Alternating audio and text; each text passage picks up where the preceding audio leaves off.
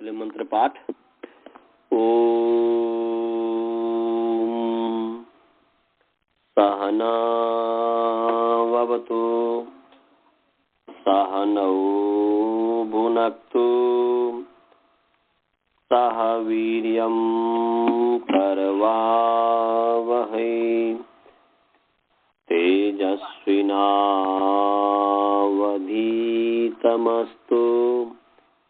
मा विद्विषावहै।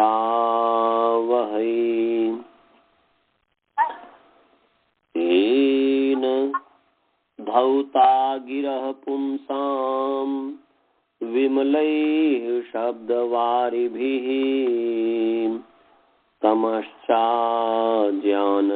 भिन्नं तस्मै पाणिनये नमः।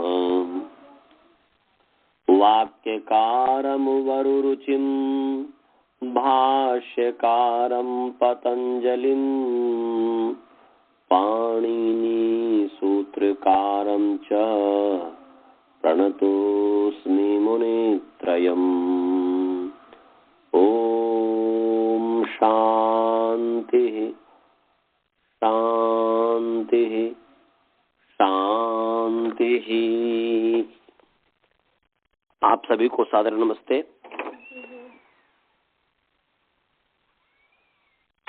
आइए आप सभी का जो है प्रथम वृत्ति पाठ में स्वागत है। भगवान की कृपा से, ईश्वर की कृपा से हमारा जो है चितवान की सिद्धि चल रही थी। हम चितवान की सिद्धि कर रहे थे। इसमें से हमने चितवान जो है, चितवान में चितवात जो था, चितवात में नुम आगम करके चितवान, चितवान नुम त स अनुबंध लोग के चितवान त स और हलज्ञाभ्यो दीर्घात से प्रकृतम हल से हलंत ग्यंत आवंत दिस ग्यंत और हलंत और आवंत और ग्यंत दीर्घ से उत्तर सूती सी अप्रक्त हल का लोप होता है। लोप क्या आदर्शनम लोप प्रसक्त से आदर्शनम लोप संयम स्यात् यद्भूत्वा न भवति तदर्शनम। तो फिर स का लोप हो गया और चितवांत ये रह गया। अब इस स्थिति में जो है चितवांत की जो है पद संज्ञा है सुप्तिंगंतमनम प्रत्यय लोपे प्रत्यय लक्षणम। प्रत्यय लोपे प्रत्यय लक्षणम ये पढ़ा दिया हूं कि नहीं आप लोगों को? प्रत्यय लोपे, स्वाति जी प्रत्यय लोपे प्रत्यय लक्षणम पढ़ाया हूं?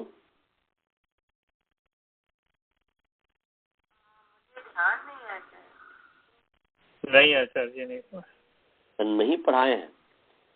तो चलिए प्रत्यय लोपे प्रत्यय लक्षणम निकालिए जी। प्रत्यय लोपे प्रत्यय लक्षणम निकालिए। प्रत्यय लोपे प्रत्यय लक्षणम निकालिए। नहीं आचार्य जी पढ़ा दिया आपने, चेता की सिद्धि में पढ़ा दिया था। चेता की सिद्धि में पढ़ा दिया था। हाँ 1:1:62। चल एक बार निकाल लीजिए, बोल ही दिया तो अब निकाल लीजिए। द्रोण जी भी हैं, समझ जाएंगे।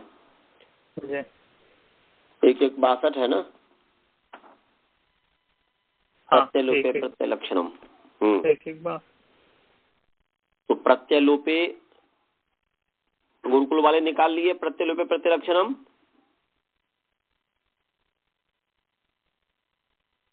जी बालबोध जी, आप लोगों की आवाज नहीं आ रही है, म्यूट खोलिए। तो प्रत्यय लोपे प्रत्यय लक्षणम, आपकी आवाज नहीं आ रही है। निकाल लिए। हाँ चलो ठीक, अब म्यूट करो। प्रत्यय लोपे अकारांत पुंलिंग प्रत्यय लोप शब्द सप्तमी विभक्ति एक वचन है और प्रत्यय लक्षणम जो है अकारांत नपुंसक लिंग प्रत्यय लक्षण शब्द प्रथमा विभक्ति एक वचन है। अब इसमें समास है प्रत्यय लोप में और प्रत्यय लक्षण में, दोनों में।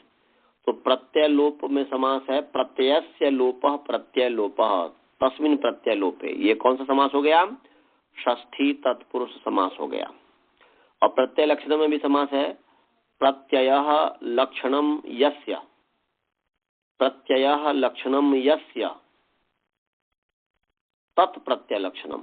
प्रत्यय लक्षण माने चिन्ह पहचान, लक्षण माने चिन्ह पहचान, स्वरूप, म्यूट कर लीजिए जी।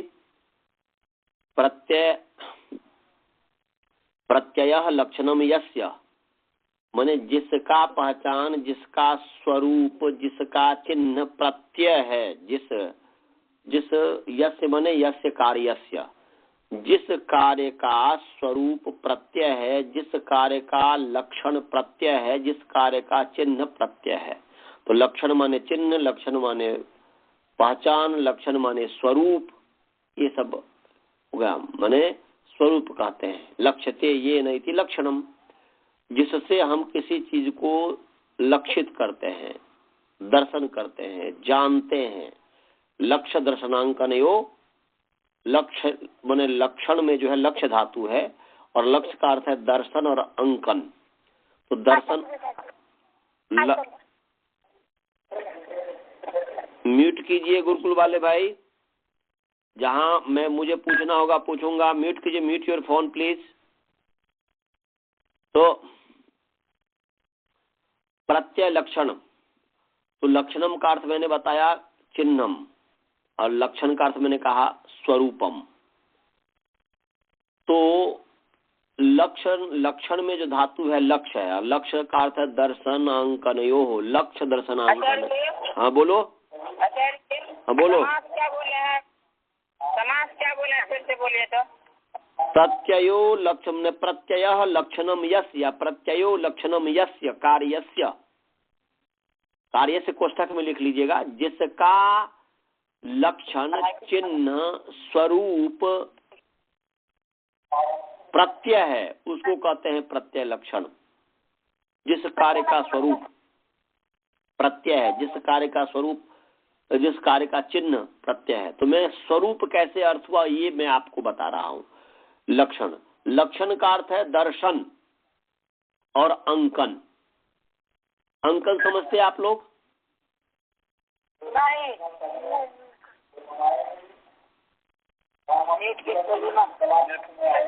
गुरुकुल वाले अंकन का मतलब नहीं समझते हैं। राजवल्ला जी आप समझते हैं अंकन?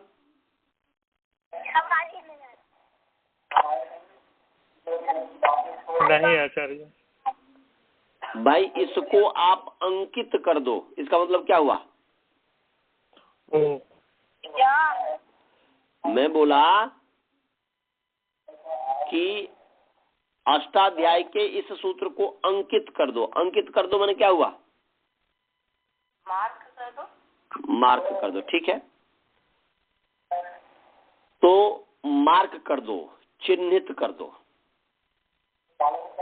तो एक अंक का अर्थ हुआ चिन्ह, इसीलिए लक्ष्यते चिन्हते ये न, ये अर्थ हुआ तल लक्षणम, जिससे चिन्हित किया जाता है, मार्क किया जाता है, उसको कहते हैं लक्षण।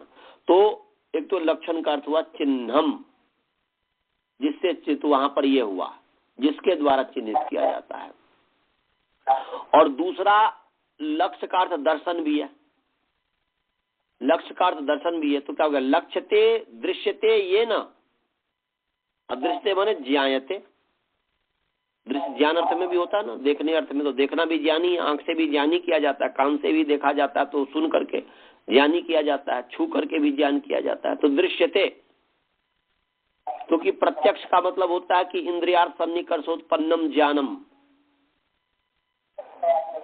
अव्यवसायत्मकम, अव्यभिचारी है ना जी, वो तीन जी का ना, अव्यपदेश्य, अव्यभिचारी, अव्यवसायत्मकम प्रत्यक्षम, तीन कहा है कि प्रत्यक्ष के लक्षण में है कि इंद्रियार्थ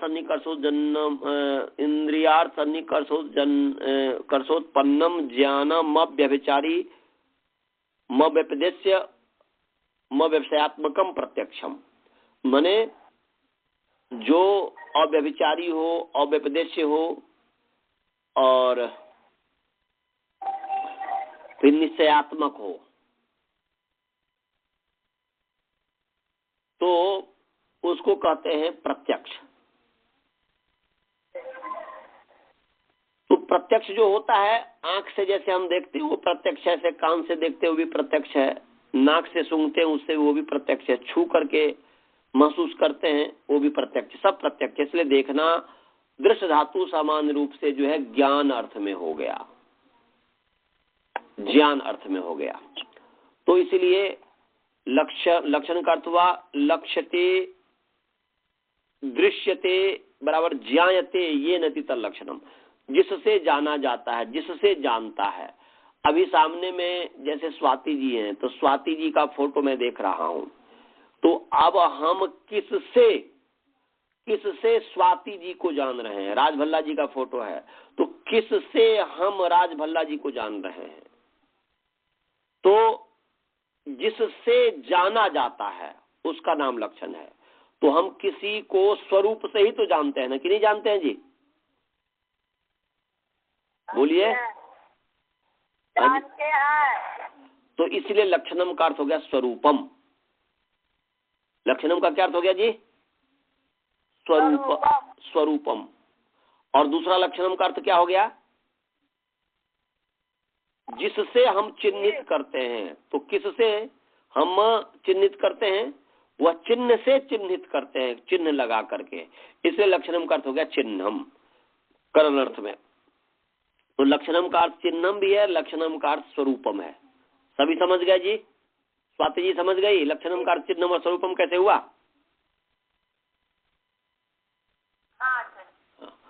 द्रोण जी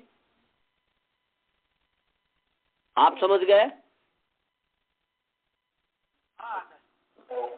अनंत जी आप समझे? जी सर। मैं बार बार इसलिए पूछ रहा हूँ कि यदि अभी समझ जाएंगे तो जब दर्शन, यदि ईश्वर की कृपा हुई, जब मैं पढ़ाऊंगा दर्शन, न्याय दर्शन पढ़ाऊंगा या कोई भी दर्शन पढ़ाऊंगा, तो न्याय दर्शन में आया हुआ है तो कहीं पर लक्षण आएगा, तो लक्षण का अर्थ कहीं पर चिन्ह अर्थ आएगा, कहीं पर स्वरूप अर्थ आएगा, तो वो समझ में आना चाहिए। अभी मैं फंडामेंटल में आपको पढ़ा दिया कि दर्शनम का मतलब हुआ कि स्वरूपम, लक्षणम का अर्थ हुआ स्वरूपम और लक्षणम का अर्थ हो गया चिन्हम, दोनों अर्थ हो गया। तो अब आइए यहाँ पर मैं बोल रहा हूँ, कहीं पर जो है दोनों अर्थ घट सकता है, कहीं पर एक ही अर्थ घट सकता है, सो ध्यान रखिएगा। तो अब यहाँ पर हम विचार करते हैं। तो अर्थ हुआ कि प्रत्यय लक्षण है जिसका। आचार्य जी हाँ बोलो। लक्षणम का अर्थ चिन्हम और स्वरूपम कैसे हुआ ये नहीं समझे? अच्छा नहीं समझा, ठीक है। हमारे विद्यार्थी नहीं समझे, मैं फिर समझा रहा हूँ कि लक्षणम का मैंने विग्रह क्या किया है, निर्वचन क्या किया है? अभी क्या हमने किया है? आपने लिखा है, हमने कहा है, पहले बताओ लक्षण में कौन सा धातु है? लक्ष्य धातु है। कौन सा धातु है जी? लक्ष्य धातु है। और लक्ष्य का क्या अर्थ है? इसलिए आपको बोला था धातु पाठ याद कर लो। लक्षण का क्या अर्थ है? देखो धातु पाठ में लक्ष्य दर्शनांकनयोः, निकालो जल्दी से धातु पाठ, जल्दी से निकालो। पीछे देखो कहाँ पर है और वहां पर उसके आधार पर नंबर पर जल्दी से निकालो कि लक्ष्य दर्शनांकनयोः। लक्ष्मी की सिद्धि नहीं की हो आप? याद नहीं की हो अष्टाध्यायी में सत्यार्थ प्रकाश में लक्ष्मी किससे बनता है? नहीं याद है। अच्छा तो निकालो जल्दी से धातु पाठ। धातु पाठ है कि नहीं?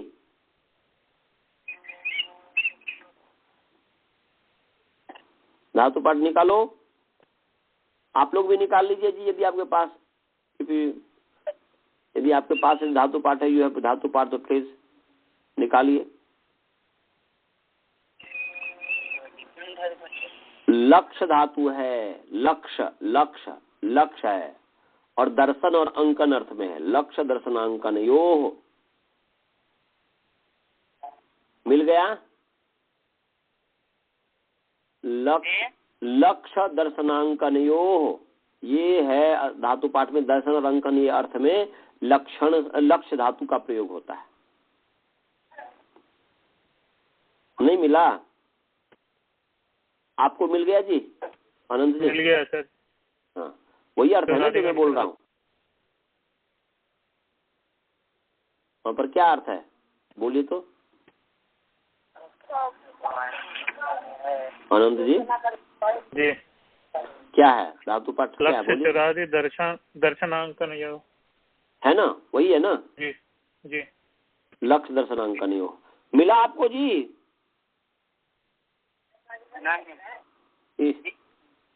धातु पाठ खोजने नहीं आता आपको? पीछे यदि आप जाओगे उसमें डिक्शनरी की तरह है, लॉ पर जाओगे तो लक्ष्य मिल जाएगा। खोज रहा है। लिखो लिखो लक्ष्य दर्शनांकन यो लिखो। एक आदमी को खोजने के लिए दो और अब तुम लिखो। इसलिए आचार्य लक्ष्य दर्शनांतमयो। मैं वही तो बोल रहा हूँ, गलत बोल रहे हो आप। लक्ष्य किसी को खोजने के लिए दो, एक व्यक्ति लिखो लक्ष्य दर्शनांकन यो, अंकन का दर्शनांकन यो, दर्शनांकन लक्ष्य दर्शनांक, इसलिए बोला धातु पाठ यार निकालो ना, धातु पाठ में एक आदमी निकालो ना। निकाले हैं, कहाँ गया है? मिला? अच्छा निकाले हो तो बोल दो। तो उसमें क्या लिखा है? दर्शनांकन यो नहीं लिखा है। अब कहाँ पे है? किस तो 43 नंबर पेज में है लक्ष्य धातु है, तो ये लक्ष्य सौ से कर्मणि है। लक्ष्य जो है एक ही है, लक्ष्य धातु। क्षत्रिय वाला क्षल निकाले हो ना?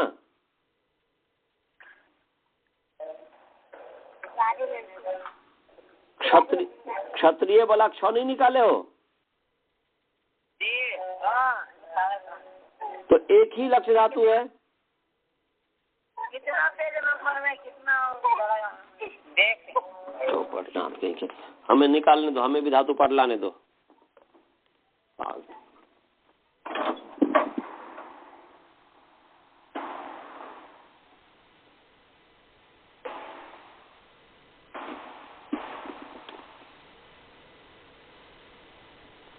पता नहीं धातु पाठ कहाँ गए।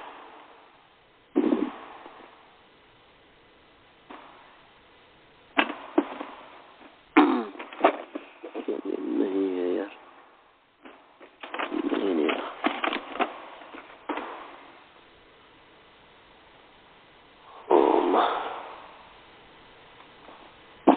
भी मुझे नहीं मिल रहा है। और हमें अभी नहीं मिल रहा, खोजना पड़ेगा। कहाँ? लक्ष्य दर्शनांक यो, दर्शनांक यो है, दर्शनांकन यो। तब वही तो मैं बोल रहा हूँ इतने देर से। मिल गया, ठीक है। लक्ष्य दर्शनांकन यो, तो दो अर्थ है लक्ष्य के, एक है दर्शन, दूसरा है अंकन।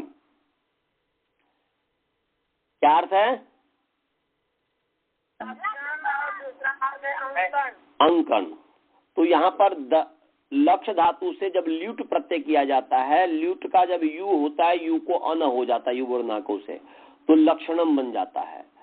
तो लक्षणम जो है यहाँ पर करण अर्थ में है, अर्थ है दर्शन। जब अर्थ करोगे तो दर्शनम माने ज्ञानम, तो हो जाएगा लक्ष्यते। लिखो लक्ष्यते बराबर लिखो दृश्यते, लक्ष्यते बराबर लिखो दृश्यते। लिखा? लक्ष्यते दृश्यते। हाँ, बराबर लिखो ज्ञायते। ज्ञायते। हाँ, ज्ञायते ये न या अनेन, अनेन कर दो या ये न कर दो। लक्ष्यते दृश्यते ज्ञान, लक्ष्यते इक्वल टू दृश्यते, दृश्यते इक्वल टू ज्ञायते ये न अथवा अनेन इति लक्षणम या तत् लक्षणम। लक्षणम इति कहो या तत् कहो, कुछ भी कहो। तो क्या इसका हिंदी अर्थ हुआ? बोलो। लक्ष्य दृश्यते, दृश्यते देखा जाता है। हाँ, ये लक्ष्यते माने लक्षित किया जाता है, लक्षित किया तो माने जाना जाता, देखा जाता है, देखा जाता माने जाना जाता है। ये न माने जिसके द्वारा, तो जिसके द्वारा मैं बालबोध को किसके द्वारा जानता हूँ? किससे मैं बालबोध को जानता हूँ कि ये बालबोध है और ये श्रवण है? तो रूप को देख करके ही तो हम जानते हैं ना, कि दूसरे चीज को देख करके जानते हैं। आप जो है, आप गुरुकुल में बैठे हुए हो और एक आम का पेड़ है और एक जो है अलग अलग आम है, आप जो है एक बेलपत्र का होगा पेड़, आप किससे जानते हो कि ये बेल का पेड़ है और ये जो है आम का पेड़ है? तो स्वरूप से ही जानते हो ना जी। तो रूप को देख करके जानते हैं, इसीलिए लक्षणम का अर्थ हुआ स्वरूपम, रूपम। समझ में आया? मन लक्षणम का स्वरूपम कैसे हो गया? बाल बोधि समझ में आ गया? मनीष जी, विद्यानंद जी, सुबोध जी, सबको समझ में आ गया? अच्छा जी। अब दूसरा है चिन्हम, कैसे अर्थ हुआ? तो दूसरा अंकन अर्थ है लक्ष्य का। अंकन, अंकन का अर्थ होता है, अंकन का अर्थ होता है चिन्हम। ऐसा अंकन करना माने अंकित कर दो भाई, चिन्हित कर दो, मार्क कर दो, उसमें ऐसा लगा दो, टिक लगा दो, तो चिन्ह लगा दो। तो अब यहाँ पर जो है लक्ष्यते, दूसरा रहेगा लक्ष्यते, अंक्यते, चिन्ह्यते। देखो लिखो दूसरा अंकन के आधार पर, देखो लक्ष्यते इसका टू लिखो अंक्यते, अंक्यते, हाँ अंक्यते, अंक्यते, और उसके इक्वल टू लिखो, उसके बराबर में लिखो लक्ष्यते, अंकते इक्वल टू लिखो चिन्ह्यते,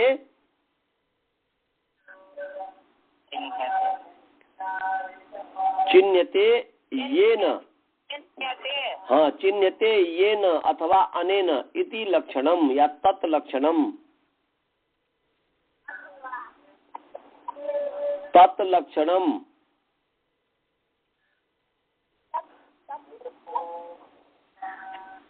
समझ गए?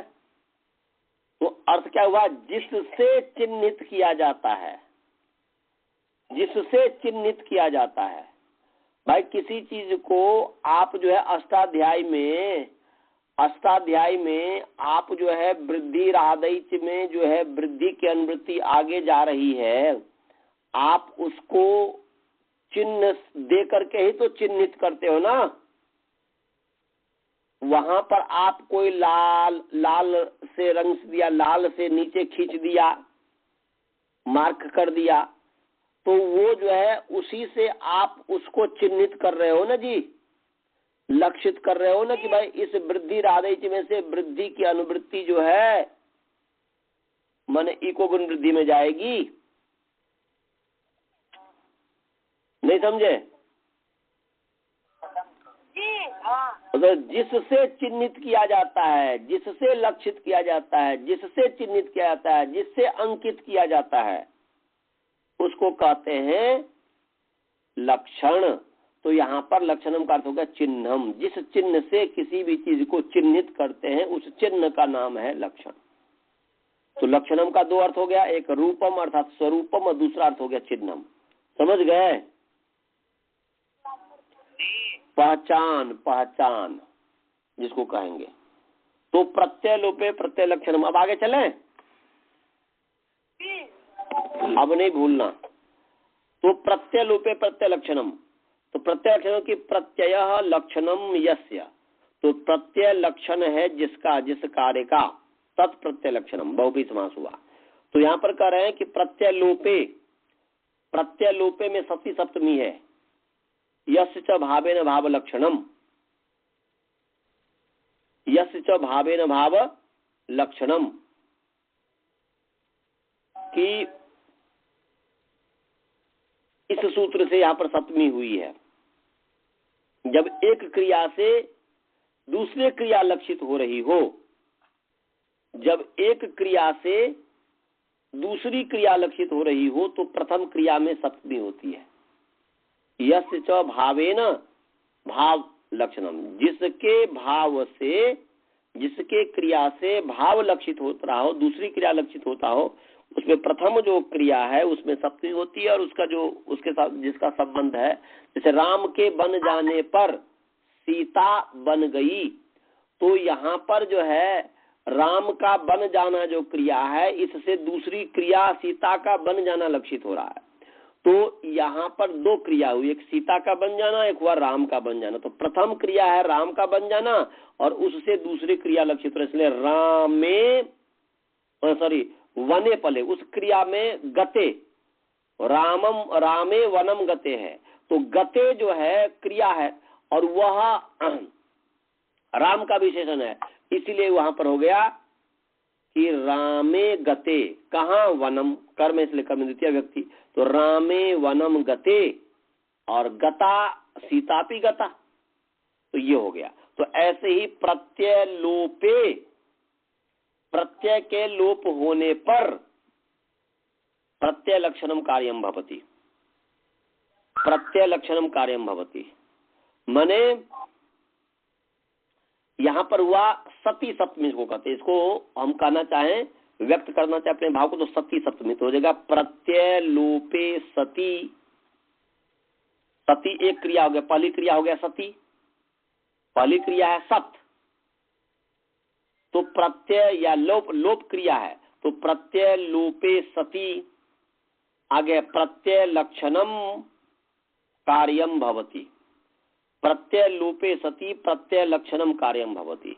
तो अथवा प्रत्यय लक्षणम कार्यम भवति माने हमने प्रत्यय लक्षण का बताया था कि जिस कार्य का लक्षण, जिस कार्य का प्रत्यय लक्षण है, प्रत्यय चिन्ह है, प्रत्यय स्वरूप है। तो यहां पर देखो, यहां पर क्या है, यहां पर हमने क्या किया था कि चितवांत जो है और स है, सु जो प्रत्यय है, सु प्रत्यय का लोप हो गया है। अब जो है सु प्रत्यय का जो लोप हुआ है, तो अब जो पद संज्ञा जो करना है वो कहता है सुबंत और तिंगंत की पद संज्ञा होती है। तो यहाँ पर सुबंत का मतलब हुआ कि सुप अंतावयव है जिसके, और तिंग का मतलब हुआ कि तिंग अंतावयव है जिसके। तो यहाँ पर सुप का तो लोप हो गया है, सुप का तो यहाँ पर लोप हो गया, तो सुब चितवांत में सुप अंत अवयव कहाँ है? दिख रहा है आपको? सुनाई दे रहा है बालबोध जी? दिखाई तो नहीं दे रहा है। मैंने दिखाई तो बुद्धि में तो दिखाई दे, सुनाई दे रहा है आपको? सौ सुनाई दे रहा है? नहीं। तो ये सुबंत कैसे हुआ? सुबंत तो है नहीं, फिर दिख तो ये रहा कि भाई सुप अंत अवयव है जिसके, चितवांत का अवयव कहाँ है? वो तो है ही नहीं। और जब तक सु नहीं यहाँ पर समझ में आएगा, सु जब नहीं जाना जाएगा, तब तक इसकी पद संज्ञा हो ही नहीं सकती। राम में विसर्ग सुनाई दे रहा है, इसमें राम पद है, सुबंत है। पठती ये तिंगंत है, ती सुनाई दे रहा है, परंतु चितवांत में सु तो नहीं सुनाई दे रहा है, तो नहीं मिल रहा है। इसलिए कहते हैं प्रत्यय लोपे प्रत्यय लक्षणम। प्रत्यय का भले ही लोप हो गया हो, सु जो प्रत्यय है, प्रत्यय स्वरूप है जिसका, माने पद जो कार्य है इसका स्वरूप क्या है? प्रत्यय है। प्रत्यय के बिना इसका स्वरूप जो है, पद का स्वरूप ही है कि पद का स्वरूप है सुप। जब तक सुप नहीं होगा तब तक सुबंत नहीं हो सकता। तो इसलिए कह रहे हैं कि प्रत्यय स्वरूप है जिसका, जिस कार्य का, जिस पद कार्य का, पद संज्ञा कार्य का यहाँ पर सुप प्रत्यय स्वरूप है, उसके बिना पद संज्ञा नहीं हो सकती, उसके बिना सुबंत नहीं हो सकता। तो प्रत्यय का भले ही लोप हो गया हो, तब भी प्रत्यय स्वरूप वाला कार्य, प्रत्यय चिन्ह वाला कार्य, दोनों यहाँ पर कर जाएगा। तो प्रत्यय स्वरूप वाला कार्य, प्रत्यय चिन्ह वाला कार्य, और इसी का भाव हो गया कि भाई लक्षणम माने निमित्तम, क्योंकि यहाँ पर चिन्ह है, सुप चिन्ह है, यहाँ पर प्रत्यय चिन्ह है, किसका? पद संज्ञा का। सुप चिन्ह है, सुप जो है स्वरूप है किसका? पद संज्ञा का। तो इसका मतलब हुआ कि सुप हेतु है, तिंग हेतु है, तिंग निमित्त है, तिंग कारण है। तो शब्दार्थ लक्षणम का अर्थ हुआ स्वरूपम और चिन्हम, परंतु फलित अर्थ हुआ लक्षणम का निमित्तम। फलित अर्थ हुआ निमित्तम। समझ में आया सभी को जी?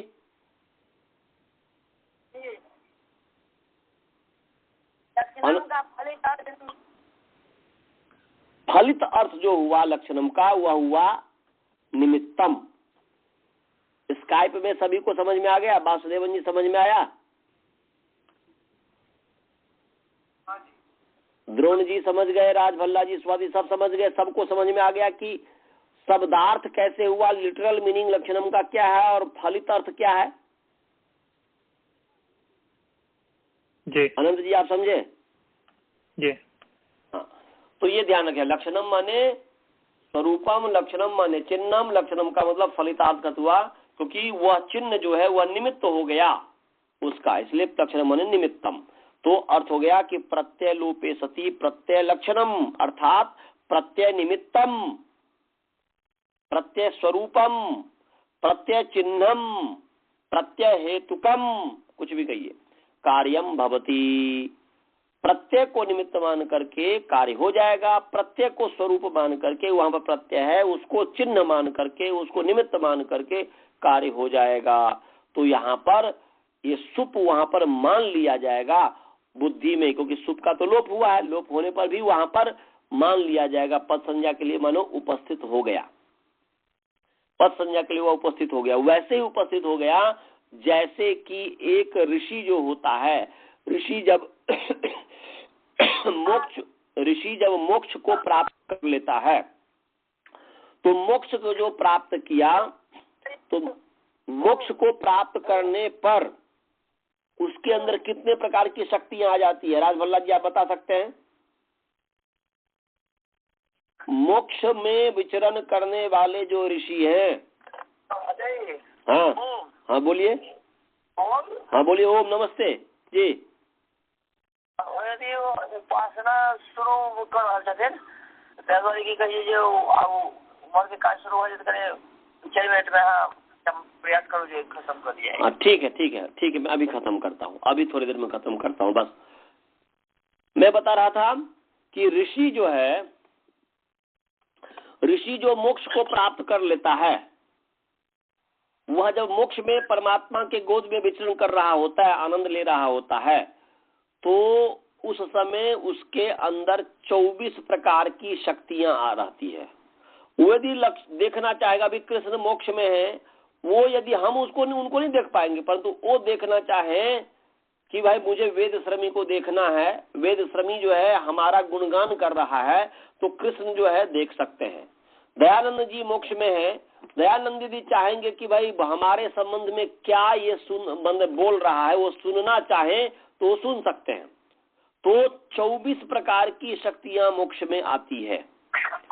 24 प्रकार की मोक्ष में जो शक्तियां आ जाती है, सतत ब्राह्मण ग्रंथ में कहा कि श्रवण श्रोत्रम भवति, मन मानो मनो भवति, स्पर्शयन त्वग भवति, दर्शयन चक्षुर भवति, देखना हो तो उसके सामने चक्षु उपस्थित हो जाता है, जब छूना में स्पर्श करना हो तो उसके सामने त्वचा उपस्थित हो जाती है, इत्यादि इत्यादि 24 प्रकार की शक्तियां मोक्ष में विचरण करने वाले जो योगी लोग हैं, जो कि 36,000 बार सृष्टि की उत्पत्ति स्थिति प्रलय जब तक नहीं होगा तब तक जो है वहीं पर रहेंगे, उसके बाद ही आएंगे। उसके बीच में माने ब्रह्मा का जो 100 वर्ष है, उस ब्रह्मा के 100 वर्ष के बीच में वह व्यक्ति नहीं आ सकता। वो न पुनरावर्तते न पुनरावर्तते न पुनरावर्तते, वह लौट कर नहीं आता है, वह लौट कर नहीं आता। तो यहाँ पर किसमें? ब्रह्मा का जो 100 वर्ष की आयु है, अर्थात ब्रह्मा की 100 वर्ष इक्वल टू 36,000 बार 36,000 सृष्टि की उत्पत्ति स्थिति प्रलय।